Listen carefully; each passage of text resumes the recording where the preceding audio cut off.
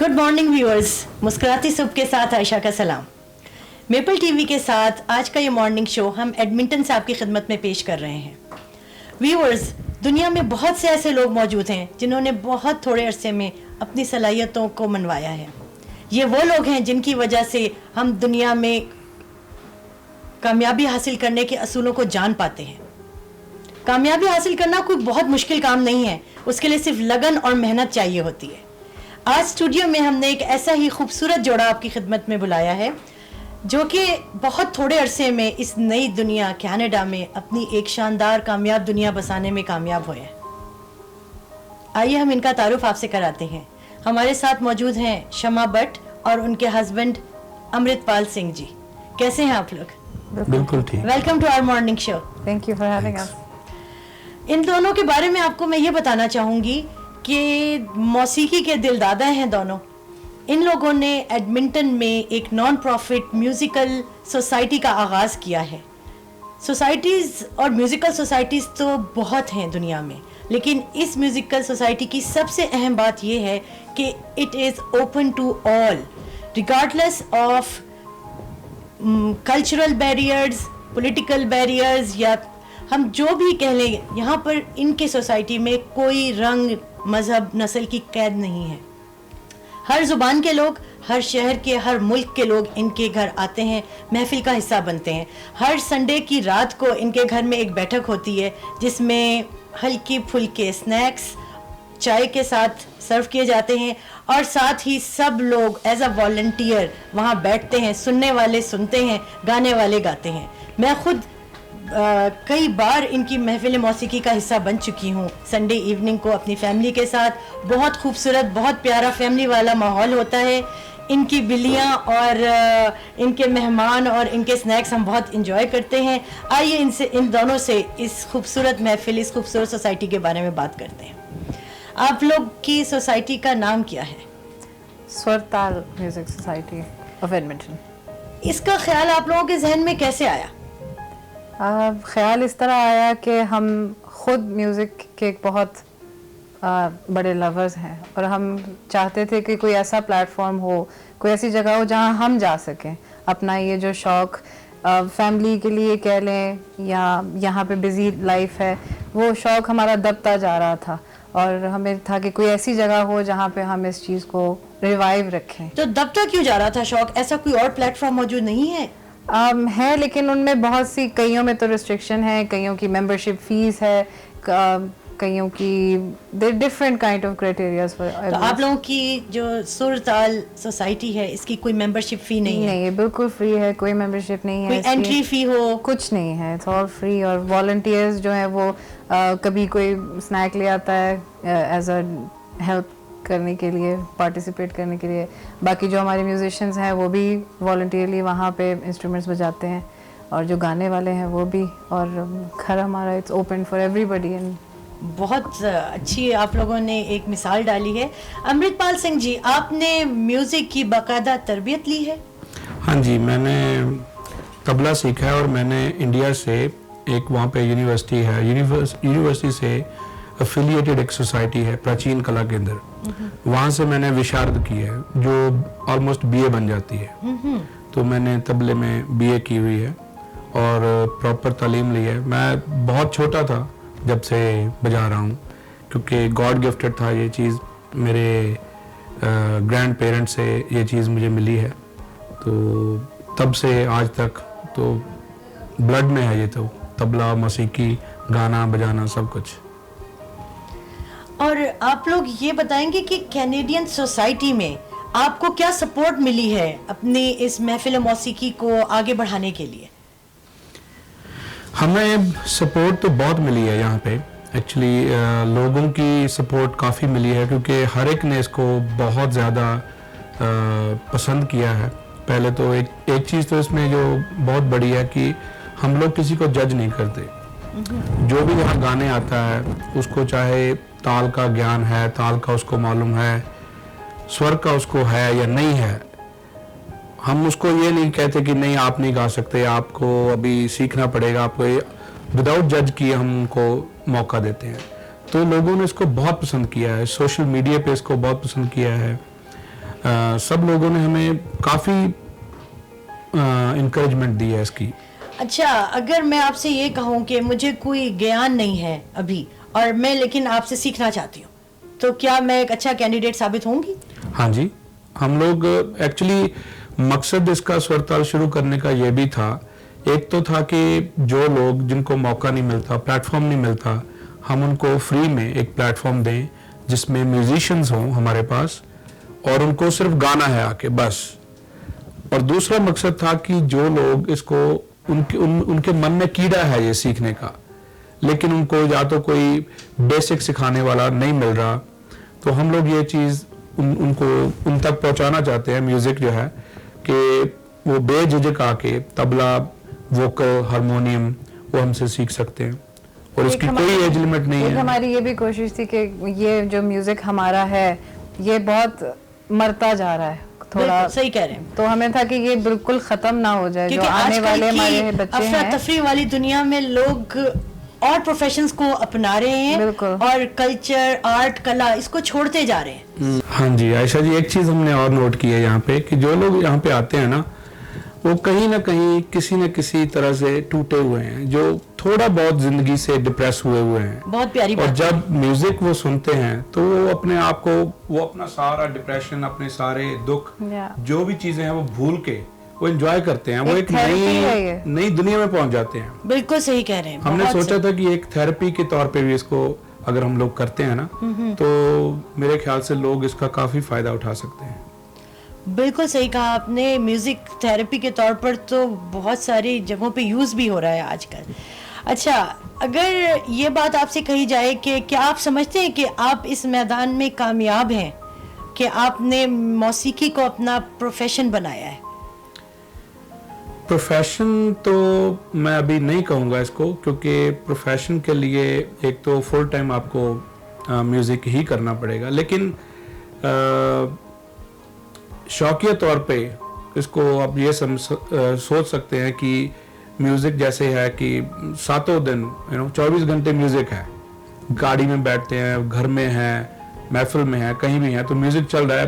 Professional नहीं है लेकिन सेमी प्रोफेशन आप बोल सकते हो, उसको बना लिया है हमने। हमारे दोनों का पैशन है म्यूजिक, जो कि हम जो दूसरे लोग जो पैशन हमारे साथ शेयर करते हैं, ये वाला हम कोशिश करते हैं कि उनका पैशन जो है वो मरे ना। देखिए, मैं गाती नहीं हूँ, लेकिन मैं कितनी बार आप लोगों की महफिल में बहुत शौक से आई हूँ और बहुत रिलैक्स होके जाती हूँ हमेशा, और प्रेफर करती हूँ कि संडे इवनिंग अपनी फ्री रखूँ आपके शो में आने के लिए।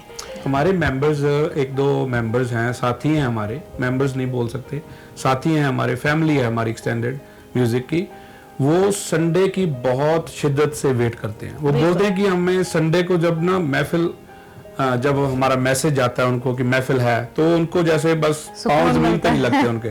सही कह, अगर नहीं होती तो वो उनका चेहरा उदास, वो खुद बताते हैं आगे कि हमारा आज संडे जो है ना बेकार चला गया। अच्छा, मौसीकी से चूंकि हम अभी रिलेटेड बातें कर रहे हैं, तो क्या आप लोग चाहेंगे कि आपके बच्चे इसको एज अ प्रोफेशन अपनाएं या सीखें, कैसे?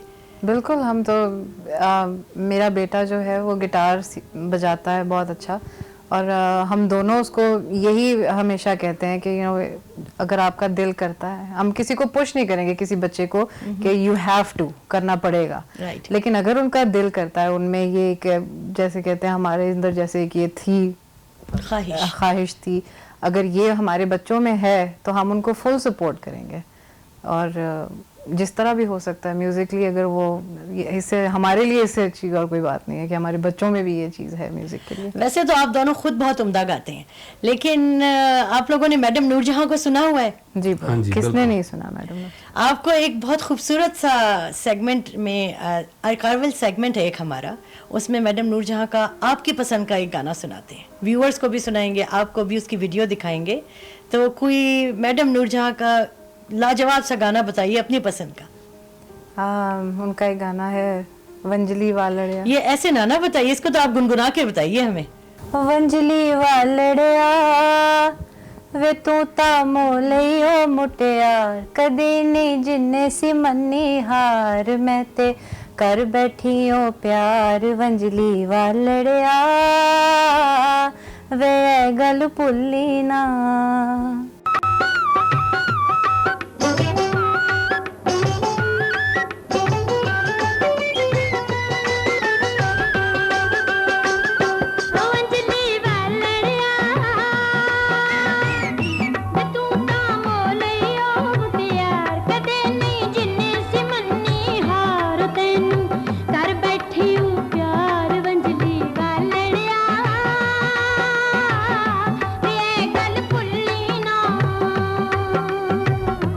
नैना वालड़िए नी मेरी वंजली दी तू तान, तू ही मेरा दीन ईमान, ते तो वार दिया जिंद जान। नैना वालड़िए नी ऐ गल भुल्ली ना।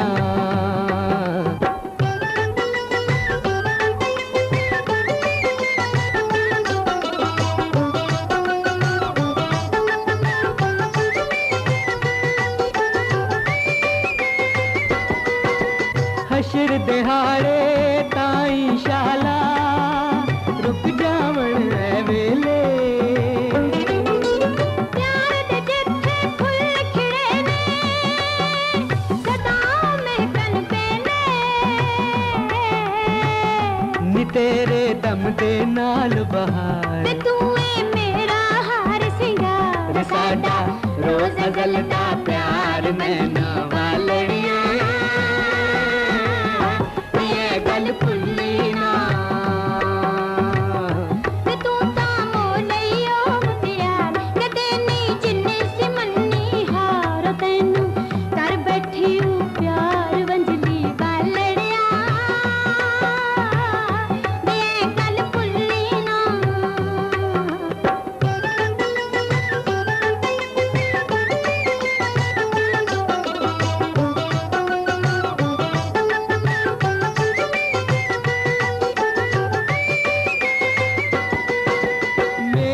दिल विच जानन कीता रूप तेरे दियां लोहां,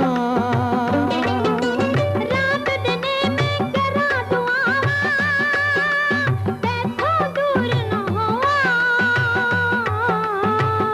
निकरिए पक्के कॉल करार, जगदी लख पईया वे वार, असा ते तोड़ निभाना प्यार। नैना वालड़िए गल भुल्ली ना। तू तां मोलैयो मुटियार, कदे नहीं जिन्ने सी मन्नी हार, तैनू कर बैठी हूँ प्यार वंजली वालड़िया, वे गल भुल्ली ना। बहुत उम्दा सॉन्ग, आपको कैसा लगा ये गाना? बहुत अच्छा लगा आशा जी। क्या मैं पंजाबी बोल सकता हूँ? बिल्कुल जी, बहुत मीठी जुबान है। हाँ जी, ਇਹ ਹੀਰ ਰਾਂਝੇ ਦਾ ਕਿੱਸਾ ਹੈਗਾ ਜੀ, ਬੜਾ ਪੁਰਾਣਾ, ਤੇ ਇਹਦੇ ਵਿੱਚ ਉਹਨਾਂ ਦਾ ਪਿਆਰ ਜਿਹੜਾ ਦੱਸਿਆ ਗਿਆ, ਤੇ ਐਸਾ 뮤직 ਜੋ ਹੈ ਨਾ, ਇਹ ਲੋਕ ਸੰਗੀਤ ਇਸ ਨੂੰ ਕਹਿੰਦੇ ਨੇ। ਇਹ ਕਦੀ ਵੀ ਸਦੀਆਂ ਤੋਂ ਵੀ, ਮੈਂ ਕਹਿੰਦਾ ਹਜ਼ਾਰਾਂ ਸਾਲ ਤੱਕ ਇਹ ਕਦੀ ਮਰੇਗਾ ਨਹੀਂ, ਚਾਹੇ ਉਹ ਮੈਡਮ ਨੂਰਜਹਾਂ ਗਾ ਰਹੇ ਨੇ, ਚਾਹੇ ਕੋਈ ਹੋਰ ਗਾ ਰਿਹਾ। ਪਰ ਇਹ Song ਜਿਹੜੇ, ਇਹ 뮤직 ਹੈਗਾ ਨਾ ਜਿਹੜਾ, ਇਹਦੇ ਚ ਸਾਦਗੀ ਬੜੀ ਹੈ, ਸਿੰਪਲਿਸਿਟੀ, ਔਰ ਇਹਦੇ ਚ ਜੇ ਤੁਸੀਂ ਸੁਣੋਗੇ ਬੜੀ ਸਾਦੀ ਪੰਜਾਬੀ यूज की हुई है, और बड़ी मिठी पंजाबी यूज हुई है, दिल को छू लेती है। बिल्कुल वर्ड्स ही ऐसे यूज किए ने जी। फिर उन्होंने दी बांसुरी कितनी खूबसूरत इसमें बजाई गई है, क्या बात है जी। मैडम नूरजहां दी आवाज ते हीर रांझे दा किस्सा जेड़ा अपने आप दे विच एक मिसाल है जी। बिल्कुल, अभी हीर रांझे के किस्से की बात हो रही है तो हम आप दोनों की तरफ आ जाते हैं। आप लोगों की भी एक बहुत खूबसूरत साउथ एशियन मैरिज है, दो बहुत मुख्तलिफ किस्म के कल्चर्स का मिलाप है, हसीन इम्तजाज है। कुछ इसके बारे में बताइए कि कैसे आप लोगों को सोसाइटी की तरफ से फीडबैक मिलता है या मिला है, और कुछ अपनी शादी के बारे में आप लोग बताइए। Actually Ayesha, to be very honest, हमारे मिलने की जो वजह थी वो भी म्यूजिक थी। हम म्यूजिक के थ्रू ही मिले हैं। हाँ। और जितनी भी हमारी आगे फिर बड़ा हमारा जो भी सिलसिला, वो म्यूजिक के साथ साथ ही बढ़ा। म्यूजिक तो ये तो देखिए रूहों का मिलाप होता है। हाँ। बिल्कुल जी। तो म्यूजिक का हमारी दोनों की जिंदगी में एक बहुत बड़ा रोल है। आप लोगों की जिंदगी में डेफिनेटली बड़ा रोल है। कुछ सोसाइटल क्या कहेंगे फीडबैक दीजिए अपनी इस साउथ एशियन अनोखी निराली खूबसूरत मैरिज के बारे में। इसका नेगेटिविटी भी काफी मिली हमें नो डाउट, सुनने को, नो डाउट, फैमिली से, दोस्तों से, राइट। क्योंकि हमने क्या किया है, देखो ये एक तो कल्चरल तो है, एक इंटर रिलीजन काफी है जी बिल्कुल, ठीक है ना। तो लोगों ने बड़े नेगेटिव सवाल पूछे, नेगेटिव कमेंट्स भी दिए, लेकिन उनसे ऊपर उठ के लाइक खुशी देखनी है अपनी। हमें लाइफ एक चांस है, आपको मिला वन चांस, बिल्कुल। तो अगर आप उसमें खुश नहीं हो, ठीक है ना, तो जीने का मजा नहीं है। बिल्कुल सही बात कह रहे हैं, क्या बिल्कुल बहुत उम्दा बात कही आपने। हाँ जी, तो म्यूजिक ने हमें साथ जोड़ा, और इसीलिए हमने ये सोचा कि मे बी हमारी तरह पता नहीं कितनी ब्रोकन सोल्स होंगी जिनको म्यूजिक के हो सकता है हम उसके राह से हम उनको जोड़ सकें एक दूसरे से, है ना। तो हमारी अभी म्यूजिक की वजह से ही हमारी इस अपने आप एक दोनों हम आपस में जुड़ने की वजह से ही हमारी एक ऐसी फैमिली बन गई है, इतनी बड़ी फैमिली बन गई है, और रोज नए लोग, हर संडे नए लोग मिलते हैं, जुड़ते जा रहे हैं, और हर जगह के लोग हैं आपके पास। मैंने देखा है नेपाली, बंगाली, गुजराती, श्रीलंकन, अपनी लैंग्वेज में गाते हैं जी। क्योंकि हमारी बंदिश नहीं है कि नहीं आपको हिंदी में ही गाना है ताकि सब लोग अंडरस्टैंड हमारा कर सकें। मकसद ये है कि bringing people together through music. या आप दोनों को देख के मेरे ज़हन में पता है क्या ख्याल आता है हमेशा से, कि एक बहुत खूबसूरत रिश्ता आप लोगों ने जोड़ा है, और वो इतना मजबूत दिल का रिश्ता जो आप लोगों ने जोड़ा है कि आप लोगों ने फिर बाकी रिश्तों की परवाह नहीं की। बिल्कुल, आप लोगों ने ये रिश्ता जोड़कर अपने आप को जिंदगी में वो दिया है जो कि लोग नहीं हासिल कर पाते माशरे की बंदिशों की वजह से। एक मैं एग्जांपल देता हूँ यहाँ पे, जैसे लोटस फ्लावर होता है ना, बिल्कुल, वो कमल का फूल जिसको चिकड़- कहते हैं जी, चिक्कड़ पंजाबी में उसको बोलते हैं, चिक्कड़ में होता है वो, गारे में होता है, सही। मिट्टी में होता है, हाँ। लेकिन अपनी आइडेंटिटी नहीं छोड़ता। वो जितनी मर्जी उस पे मिट्टी पड़ती रहे, जो कुछ मर्जी, बिल्कुल, वो उसमें से सीधा अपना आइडेंटिटी पकड़ के रहता है। तो हमें नेगेटिविटी बहुत मिली, लेकिन हमने वो सब चीजें वो उसको सेकंड थॉट दिया ही नहीं कि नहीं बस। नेगेटिविटी भी मिली लेकिन पॉजिटिविटी भी मिली। जी। बहुत से ऐसे लोग थे जिन्होंने हमें सपोर्ट भी किया, अप्रिशिएट भी किया होगा कि appreciate आपने किया हिम्मत कि हौसले इतना का बड़ा स्टेप लिया एक तो, और पॉजिटिविटी कुछ इस तरह भी कि कई शायद ये स्टेप लेना चाहते थे पर कभी ले नहीं सके, तो उनको हमारी खुशी में एक वो हुआ कि जी। अच्छा। आपकी शक्ल देखिए, मौसीकी तो खुद मोहब्बत है, और मोहब्बत तमाम धर्म की तमाम हदों को से बालातर है, बिल्कुल। और आप लोग तो आर्टिस्ट लोग हैं, बिल्कुल, हम इन चीजों से थोड़ा हटके थोड़ा दुनिया गुजारते हटके हैं। इससे इन सरहदों को आप लोगों ने अपने लिए बैरियर्स नहीं समझा। ना जी, तो हम इसी बात पर, आप चूंकि अभी मोहब्बत की और प्यार की बातें हो रही थी, आप लोग एक प्यारा सा डुइट अगर हमें गुनगुना दें। आप लोगों का एक बहुत खूबसूरत सा मैंने सुना हुआ है गीत, इशारों इशारों में दिल लेने वाले, बहुत मोहब्बत के साथ गाते हैं। उसे देख के आप दोनों की मोहब्बत की पूरी दास्तान आंखों के सामने रकम हो जाती है। तो अगर आप वो व्यूअर्स को भी उसी मोहब्बत और प्यार से वो सुना दीजिए। जी जरूर। इशारों इशारों में दिल लेने वाले, बताए हुनर तूने सीखा कहाँ से। निगाहों में जादू चलाना मेरी जान सीखा है तुमने जहाँ से। इशारों इशारों में दिल लेने वाले, बताए हुनर तूने सीखा कहाँ से। निगाहों में जादू चलाना मेरी जान सीखा है तुमने जहाँ से।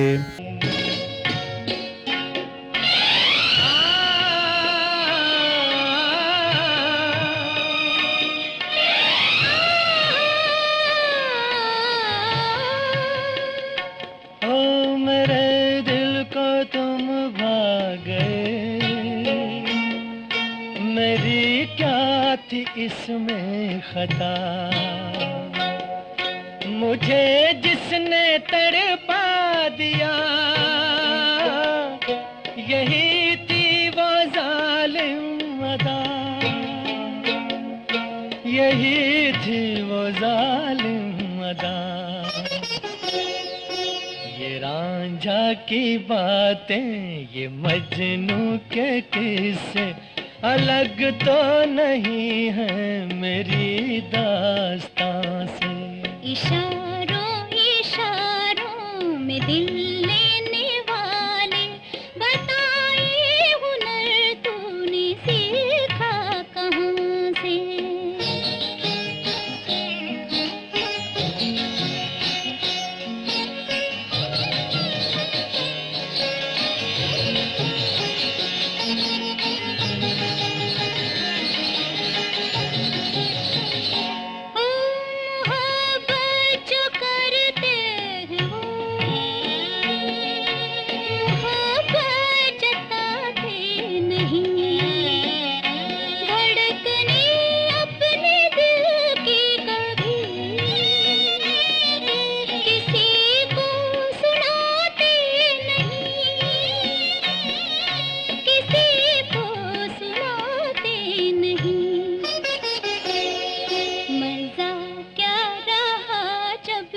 खुद कर दिया हो मोहब्बत का इजहार अपनी जुबान से। निगाहों निगाहों में जादू चलाना मेरी जान सीखा है तुमने कहाँ से।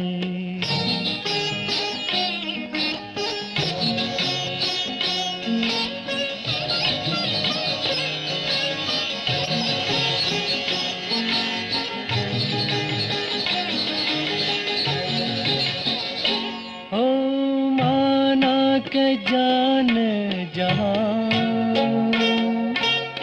लाखों में तुम एक हो, हमारी निगाहों की भी कुछ तो मगर दाद दो, कुछ तो मगर दाद दो। बहारों को भी नाज जिस फूल पर था, वही फूल हमने चुना गुलसिता से। इशारों इशारों में दिल लेने वाले, बताए हुनर तूने सीखा कहाँ से। निगाहों निगाहों में जादू चलाना मेरी जान सीखा है तुमने जहाँ से। बताए हुनर तूने सीखा कहाँ से। मेरी जान सीखा है तुमने जहाँ से। मेरी जान सीखा है तुमने कहाँ से। मेरी जान सीखा है तुमने जहाँ से। बहुत अच्छे, बहुत अच्छे। इस प्यारे से गीत को सुनकर आप दोनों की आपसी केमिस्ट्री बहुत वाज़ेह हो जाती है। Keep it up. अच्छा, ये बताइए, जो आपकी स्वर ताल सोसाइटी है, 5 साल बाद आप उसको कहाँ देखते हैं? क्या आपके एम्स एंड गोल्स हैं related to your society? Actually ऐसे जब हमने शुरू किया था तो हमारे साथ कुछ चंद लोग थे जो जुड़े थे हमारे साथ, और आहिस्ता आहिस्ता 2 साल में अब इतना हो गया कि हम घर की बेसमेंट में अपना डेडिकेट किया हुआ सब म्यूज़िक को। तो अब आहिस्ता आहिस्ता इस स्टेज पे आ गए कि अब हमें वो जगह छोटी पड़ रही है, हमारे साथ इतने लोग जुड़ गए हैं। तो अब मेरा जहाँ तक विजन जाता है, आई वुड लाइक कि मैं एक बड़ी जगह जो है उसको रेंट करूँ या उसको डेडिकेट करूँ जहाँ पे और लोग हमारे साथ जुड़ें, और इसको मैं थोड़ा और बड़ा देखना चाहती हूँ और इस लेवल पे देखना चाहती हूँ जहाँ लोग एक्चुअली इस चीज़ से फ़ायदा लें कि जगह पे वो इकट्ठे होते हैं, डिफरेंट चीज़ें उनको सीखने को मिलती हैं और अपनी जो उनके अंदर के टैलेंट हैं वो शेयर करने को मिलते हैं। तो मैं 2 साल में जितनी मैंने इसको ग्रो होते देखा है, मेरी आगे भी यही उम्मीद है कि 5 साल 10 साल बाद भी इट विल कीप ग्रोइंग।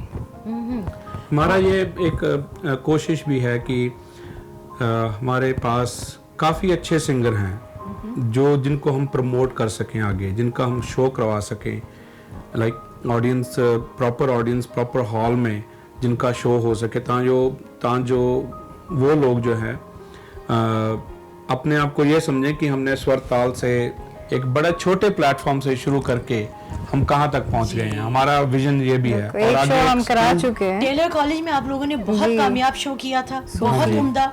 वहाँ पर गज़ल के शौकीन, गीत के शौकीन बहुत लोग थे। I was there personally myself, और बहुत उम्दा। और इन शोज की ये बात होती है कि सिर्फ शौकीन लोग आते हैं वहाँ। बिल्कुल। तो बहुत कामयाब शो था। और ये भी एक चीज़ मैं ऐड करूँगी कि मैं और ये चीज़ बढ़ाना चाहती हूँ मज़ीद के। अब जैसे हमने सूफ़ी शो किया है, हम एक गज़ल नाइट करें, फिर एक बॉलीवुड नाइट करें, इस तरह हम इंटरटेनमेंट भी लोगों को, जो लोग हमारे साथ जुड़े हुए हैं, वो एक्चुअली कोई एक शो सबके लिए तैयार कर सकें, ताकि उनको भी एक जो स्टेज फ्राइट है उससे थोड़ा सा उनको कॉन्फिडेंस भी उनमें आए, जिनमें बहुत टैलेंट उम्दा है। काम करें। देखिए, कल्चरल बैरियर्स को ब्रेक करने का एक बहुत बेहतरीन तरीका आर्ट होता है, लैंग्वेज होती है। लैंग्वेज जो है ये बिल्कुल कल्चर को, इंसानों को जिंदा रखती है, मिलाप का तरीका है। मिल के ट्रैवलिंग की है आप लोगों ने? अभी तक नहीं, लेकिन शौक बहुत करेंगे। मोस्ट लाइकली इन छुट्टियों में हम लोग जाएंगे, प्लान है। अच्छा। आप कोई जगह सजेस्ट करें? बिल्कुल, आप लोगों को एक बहुत खूबसूरत ट्रैवल शो दिखाएंगे। ये है जॉन्स्टन कैनियन, बैंफ के नज़दीक है और एडमिंटन से 5 घंटे की ड्राइव पर है। बहुत खूबसूरत हाइकिंग ट्रैक है। ग्लेशियर का पानी जो पिघल कर आया है रिवर के साथ साथ, वहाँ पे हाइकिंग ट्रैक बना है। बहुत से टूरिस्ट जाते हैं, कैंपिंग करते हैं, हाइकिंग करते हैं। और पाकिस्तान वाले व्यूअर्स अगर कभी कनाडा आकर सैरो सयाहत करना चाहें तो जॉन्स्टन कैनियन एक बहुत खूबसूरत जगह है।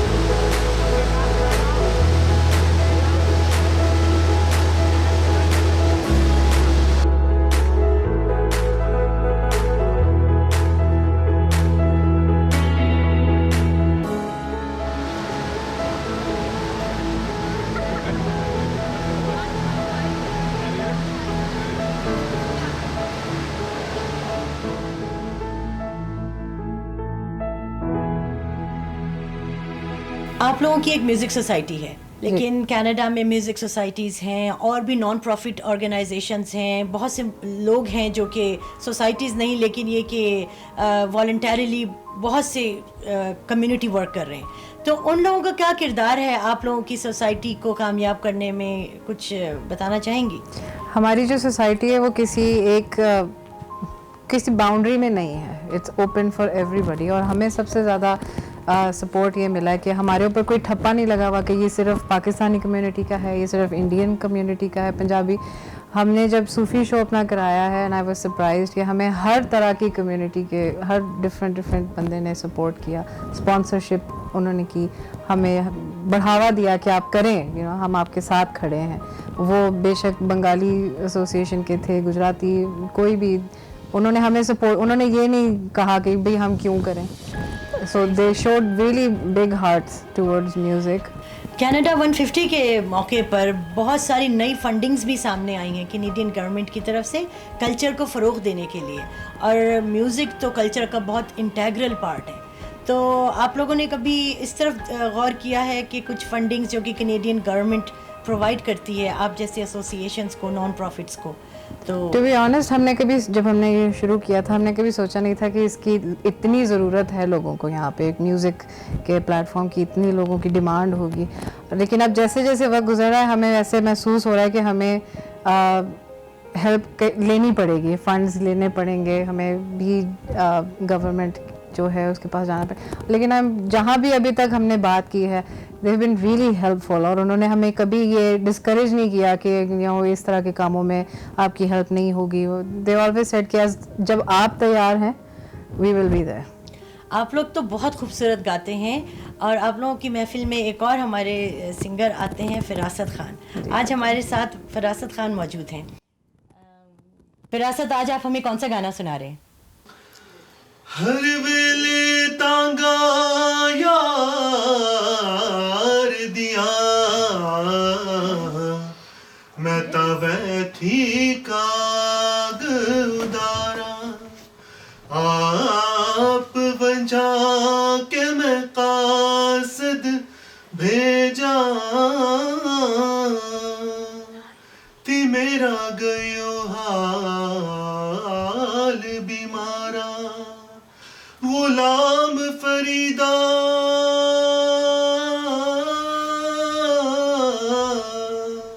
हो गुलाम फरीदा मैं ताओ भी विछड़ी ही वे विछड़िया कूंज कतारा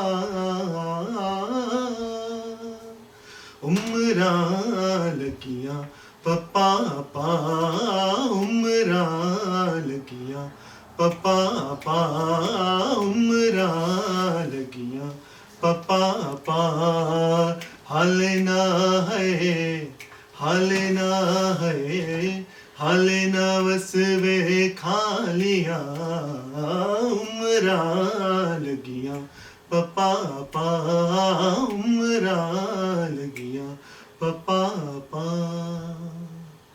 बहुत शुक्रिया फिरासत, हमारे साथ आज सुबह गुजारने का बहुत शुक्रिया। अस्सलाम वालेकुम।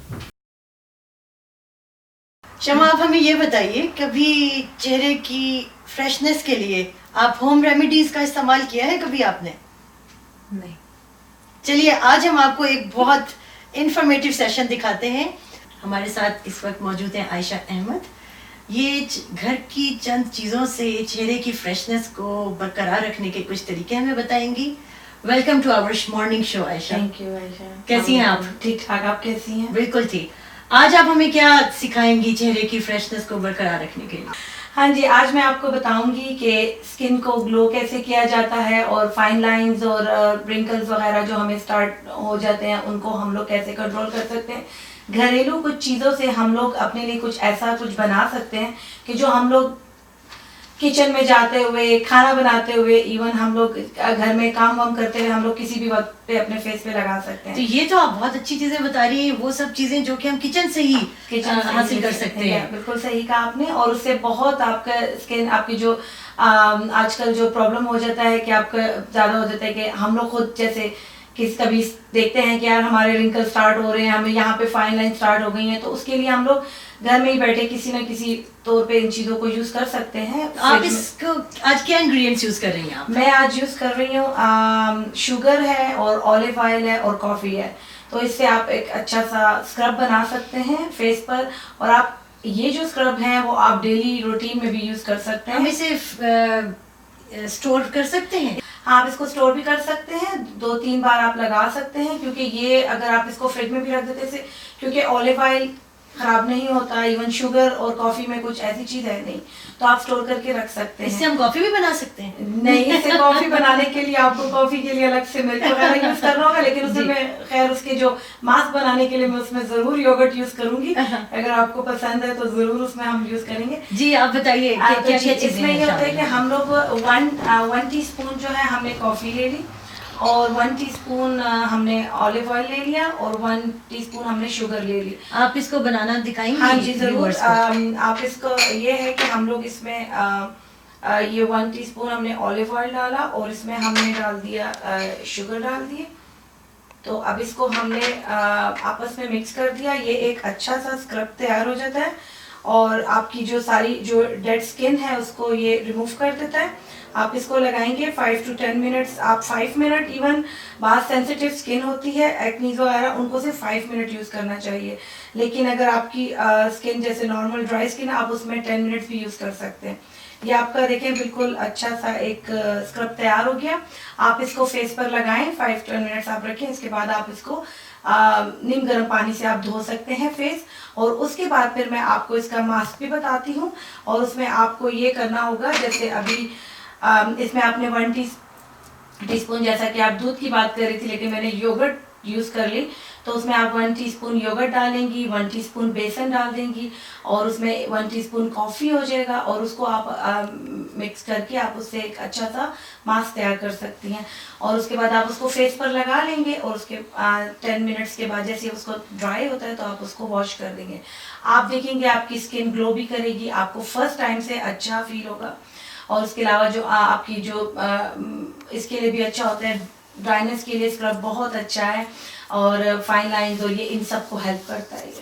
नॉर्थ अमेरिका में स्किन टैनिंग का हम साउथ एशियंस को बहुत इशू है, तो कुछ उसके बारे में आप बताएंगी आयशा? के समर में, इवन विंटर में भी यहाँ पे सन रेज बहुत स्ट्रांग है, तो स्किन टैनिंग को ख़त्म करने के लिए कोई आप नुस्खा बताइए हमें। जी, उस पर ये होता है कि आप जब भी बाहर जाते हो तो आप सनस्क्रीन तो आपको यूज़ करना ही पड़ता है, लेकिन आप जब घर वापस आते हो तो आप उसके लिए मैं आपको बहुत अच्छा सा एक वो बताऊंगी कि आपके फ्रिज में एक टमाटर होगा, आपने टमाटर को काटा और उसको अपने फेस पे पूरा आपने लगा दिया। उसका एक मास्क यानी आप बना सकते हैं। आप उसको काफ़ी 5 मिनट उसका मसाज करो टमाटर को दरमियान में से काट के, तो वो आपके बहुत हेल्प करता है, आपकी स्किन को कूल करता है, आपकी स्किन टैनिंग के लिए वो बहुत ज़्यादा मुफीद है। उसके अलावा आप उसमें एलोवेरा जो जेल है वो आप यूज़ कर सकते हैं, जो कि एलोवेरा जेल अगर आपके घर में भी वो होता है, अगर आप फ्रेश उसी ताज़ा उसको आप काट के आप उससे भी अपने फेस जो फ्रेश प्लांट है उसमें से हम जेल एक्सट्रैक्ट करके एग्जैक्टली तो उसको कैसे इस्तेमाल करें? उसको भी आप एक मास्क बना के लगा देते हैं। उसमें अगर आपने ऑयल मिलाना है थोड़ा सा वो भी आप मिला सकते हैं, ऑलिव ऑयल भी आप मिला सकते हैं। उसको मिक्स करके आप अपने फेस पर लगा के उसका भी एक मास्क बना सकते हैं। एलोवेरा तो कवार गंदल है, इसकी भी बरसा बरस से हमने खासियत सुनी है, और सिर्फ स्किन के लिए नहीं और भी बहुत सारी आप बालों पे भी यूज कर सकते हैं, आप उसको फेस पर भी यूज कर सकते हैं। एलोवेरा के बहुत ज़्यादा उसके फ़ायदे हैं। बहुत शुक्रिया आयशा इतनी मुफीद मास्क और स्क्रब बताने का। व्यूअर्स, सदियों से ख़वातीन अपने चेहरे की दिलकशी और शादाबी के लिए ये घरेलू टोटके और नुस्खे इस्तेमाल कर रही हैं। ये एक बहुत अच्छी चीज़ है, क्योंकि आजकल हम मार्केट में जाएं तो महंगे महंगे प्रोडक्ट्स मिलते हैं जिनमें केमिकल्स भी यूज़ हो रहा होता है। तो आज हम आयशा का शुक्रिया अदा करेंगे कि इन्होंने हमारे पास आकर और हमें इतने मुफीद और अच्छे नुस्खे बताए। बहुत शुक्रिया Ayesha. Thank you so much. Thank you. और नाजरीन, अब हमारा एक बहुत खूबसूरत सेगमेंट बाकी रह गया है, जो कि इस खूबसूरत से कपल के साथ हमने करना है, जिसका नाम है rapid fire round. Rapid fire round से आप लोग वाकिफ़ नहीं हैं तो आपको बताती चलूँ कि आपसे छोटे छोटे क्विक क्वेश्चंस मैं करूँगी, और जो पहला जवाब आपके जहन में आए आप फ़ौरन बोल दीजिए। ठीक है। रेडी हैं? पहले मैं अमृतपाल सिंह जी से करूँगी। ठीक है जी। Best memory. My dad's. Last book you read. Still reading it. 4 Quadrants. Cash flow. कोई खूबसूरत सा शेर सुनाइए. खूबसूरत पंजाबी में है. पंजाबी में सुनाइए. हाँ जी. एक पंजाबी का शेर है कि होइयां कुछ इस तरह ने अकलां सियाणियां गर्जों बगैर जानना शक्लां पछाणियां. कल रात फिर ख्वाब विच आया बेवफा कल रात फिर जागियां पीड़ा पुराणियां. वाह वाह वाह. दिल नू दिलासा देण लई ਝੁੱਗੀਆਂ ਦੇ शहनशाह पुत्रा नू राजे आखदे ਧੀਆਂ नू राणियां. और इसका ये आखिरी शेर जो है बहुत अच्छा है. Very nice. कुछ देर दियां ने संगतां जो महफिल हम लोग करते हैं. कुछ देर दियां ने संगतां होना अखीर है आखिर में क्या होना है. ठीक है. कुछ देर दियां ने संगतां होना अखीर है मिट्टी ने मिलना मिट्टियां पानी ने पानी. वाह जी वाह. बहुत अच्छे. Very Thank you. गुड. 3 चीजें जो आप अपने बारे में बदलना चाहेंगे. ये सवाल तो मेरे बारे में पूछना चाहिए. मेरे में क्या बदलना चाहेंगे? चलिए 3 चीजें जो आप शमा में बदलना चाहेंगे. 3 चीजें. मेरा गुस्सा. Actually she is perfect the way she is. कोई changes. फिर अपने बारे में. बहुत अच्छी बात. बहुत अच्छी बात. एक चीज जो अपने बारे में नापसंद हो. Time management. All time favourite movie. All time favourite movie मेरी होगी जी इंग्लिश मूवी होगी. एक्चुअली मैं बच्चों के साथ कार्टून्स मूवी काफ़ी देखता हूँ. तो मेरी जो है कार्स जब पहली कार्स आई थी तो बच्चों के साथ मैंने भी उसको मेरे ख्याल से 10-12 दफ़ा देखा है. और आखिरी सवाल आपसे. अगर आपको एक दिन के लिए किसी और के किरदार में अपने आप को ढालना हो वो कौन शख्स होगा और क्यों? मेरे डैड होंगे क्योंकि जो उनमें एक तो टाइम मैनेजमेंट का उनका जो हिसाब था वो I have never seen in anybody. एक उनका जो हेल्पिंग नेचर थी वो मैंने वो भी कहीं भी नहीं देखी. वो किसी को जानते हैं नहीं जानते हैं बस किसी को एक दफ़ा उन्होंने अपना कह दिया तो that's it. He is there forever. बहुत बढ़िया. कोई ऐसी चीज़ जो हम आपके बारे में ना जानते हो? ऐसी चीज़ तो मेरा पास्ट ही होगा बस जो डार्क है. डार्क तो नहीं है लेकिन थोड़ा इमोशनल कह सकते हैं आप. बहुत शुक्रिया अमृतपाल सिंह जी. Thank अब you शमा जी. हम आपकी तरफ आते हैं. Rapid fire round. जी जी. अपने आप को 3 अल्फाज में बयान कीजिए. 3 अल्फाज में. caring, emotional and strict. Your best quality. My best quality. मैं हर रंग में रंग जाती हूँ. His best quality that you see in him. He's very humble. इनकी सबसे बुरी आदत. He's very humble. अपने अंदर एक चीज बदलना चाहें. गुस्सा. अगर एक दिन के लिए आपको किसी और के किरदार में ढलना पड़े वो कौन होगा और क्यों? वो कौन होगा और क्यों? I would go for my grandfather. Why? मेरे नाना. Because मैं आज अपने आप को जिधर भी हूँ मैं उनको सारा क्रेडिट देती हूँ क्योंकि उन्होंने मुझे गज़लों के साथ रूबरू कराया, शेर व शायरी के साथ. जब मुझे कुछ समझ नहीं आता था उन्होंने ही नेवर वाज इम्पेशेंट और एनीथिंग. बड़े प्यार से उन्होंने बैठ के मुझे समझाया और he was a very loving person. सुबह उठ के सबसे पहला काम क्या करती हैं? इनको फ़ोन करती हूँ. ये कहीं और होते हैं? काम पे होते हैं. इनकी सुबह 2 बजे होती है ना. काट दो. Favourite movie? Pakeezah. Favourite novel? Daddy. कोई खूबसूरत सा शेर अमृतपाल जी के नाम. जब तलक दूर है तू तेरी परस्तिश कर ले, जब तलक दूर है तू तेरी परस्तिश कर ले, हम जिसे छू ना सके उसको खुदा कहते हैं. क्या बहुत उम्दा, बहुत उम्दा. कोई ऐसी चीज आपके बारे में जो हम ना जानते? मेरे बारे में जानना. I am a cancer survivor. बहुत आपको क्या हो गया? अब मैं इसके जवाब में तो क्या कहूँ, बहुत उम्दा बात की, बहुत दुख हुआ। ओके, अच्छा मैं कुछ और बता देती हूँ, आपको ना बताओ। नहीं सही है, तो कैंसर अपना जीबीएस सर्वाइवर। तक दस देना, you are the only person, हाँ, ये लिविंग बता पर्सन। देती हूँ। You don't know about me. I was 5 years back. I was diagnosed with GBS, Guillain-Barré syndrome. और अभी तक एडमिंटन में इसके 2 केसेस हुए हैं, जिसमें मैं अपनी टांगें, I was paralyzed from my waist down. और दूसरा बंदा जो था वो सर्वाइव नहीं किया. I'm the only survivor of that condition. और मेरी इस कंडीशन को यूनिवर्सिटी ऑफ अल्बर्टा में एज अ मिसाल, Case as a study. Example दिया जाता है. इससे साबित होता है कि आप कितने मजबूत आसाब की मालिक हैं। आप लोगों की तरफ से ऑडियंस के लिए, हमारे व्यूअर्स के लिए कोई पैगाम?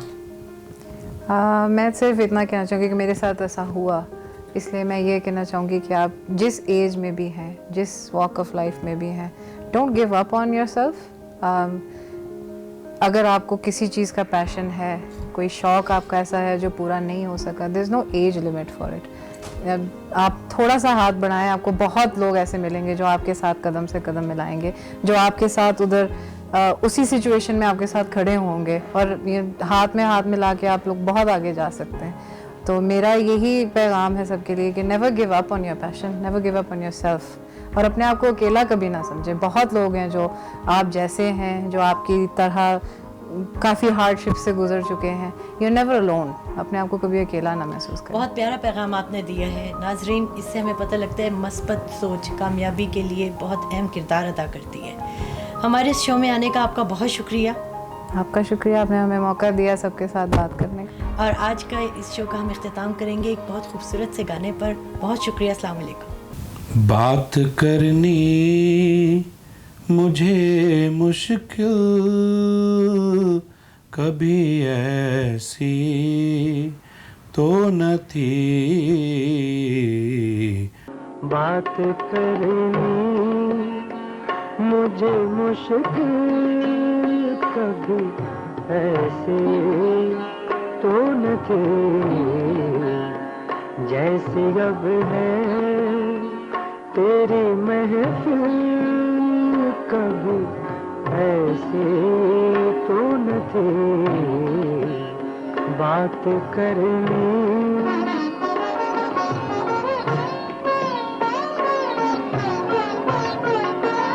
ले गया छीन के कौन आज तेरा सब्र करार, ले गया छीन के कौन आज तेरा सब्र करार.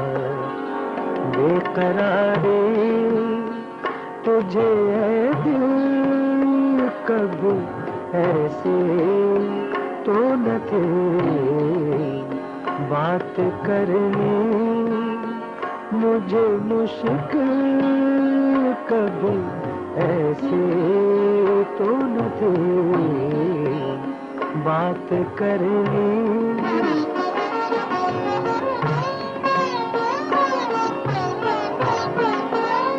उसकी आँखों ने खुदा जाने किया क्या जादू,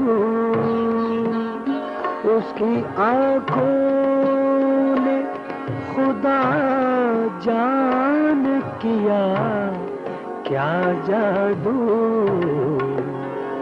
कि तबीयत मेरी मायल कभी ऐसे तो न थे. बात करनी मुझे मुश्किल कभी ऐसे तो न थे. बात करनी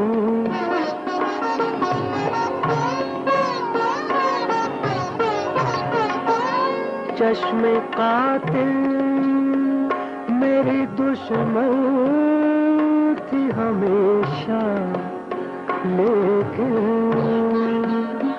चश्मे कातिल मेरी दुश्मन थी हमेशा, लेकिन जैसे अब हो गए कातिल, कभी ऐसे तो न थे। बात करनी मुझे मुश्किल, कभी ऐसे तो न थे। जैसे अब है तेरी महफिल, कभी ऐसे तो न थे।